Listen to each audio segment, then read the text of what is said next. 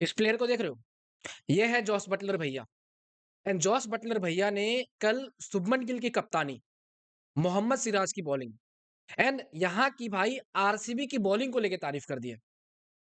अब देखो वो बात अलग है कि जॉस बटलर भैया ने आरसीबी की बॉलिंग को कल बहुत तोड़ा।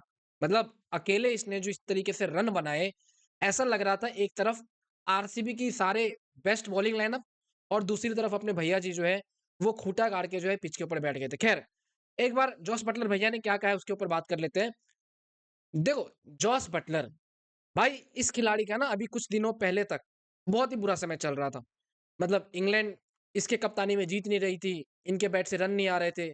लेकिन आईपीएल में इस खिलाड़ी ने कमबैक कर लिया और वो भी आरसीबी के अगेंस्ट, आरसीबी के घर में।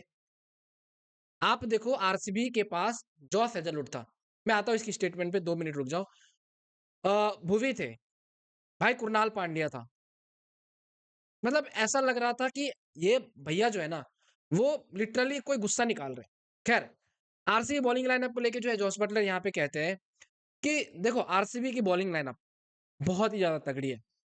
मतलब इस आईपीएल सीजन में अगर आप देखो आरसीबी की बॉलिंग लाइनअप को, तो इनको ऐसा फील होता है कि बाकी जितनी भी टीम है उनसे कहीं ना कहीं आरसीबी की बॉलिंग लाइनअप जो है वो बहुत ही ज्यादा स्ट्रांग है। एंड देखो मैं ना एक बात कहूंगा भाई, बात इनकी सही भी है। पहला 2 मुकाबला आप देखो आरसीबी की बॉलिंग लिटरली बैटिंग से ज्यादा तगड़ी लग रही थी। लेकिन घर में जो है आरसीबी मतलब बहुत ही बुरे तरीके से हारी है।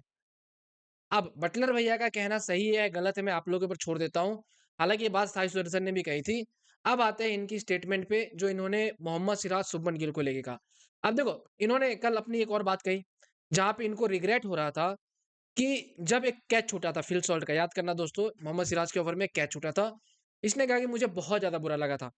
मुझे लिटरली अंदर से अपने आप में रिग्रेट हो रहा था कि मैंने कैच कैसे छोड़ दिया था wicket keeper.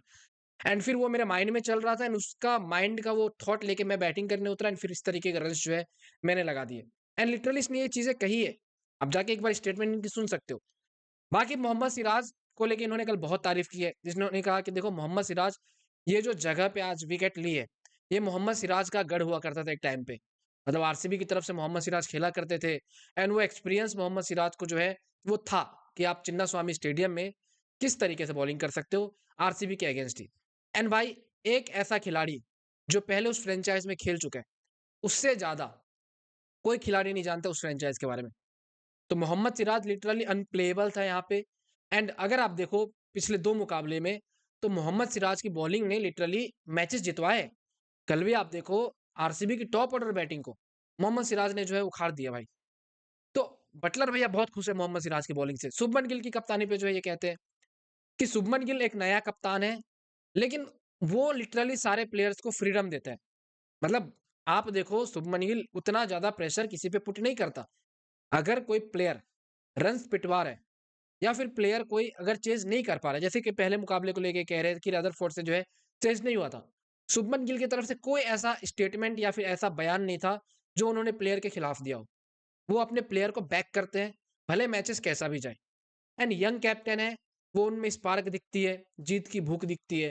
And overall Shubman Gill बहुत ज्यादा आगे जाने वाले हैं। मतलब भैया को जो है बहुत ज्यादा पसंद आया शुभमन गिल की कप्तानी। तो आप कह सकते हो खुद भी एक कप्तान रहे और एक कप्तान जब दूसरे कप्तान की तारीफ करे तो यार ये बहुत बड़ी बात होती है।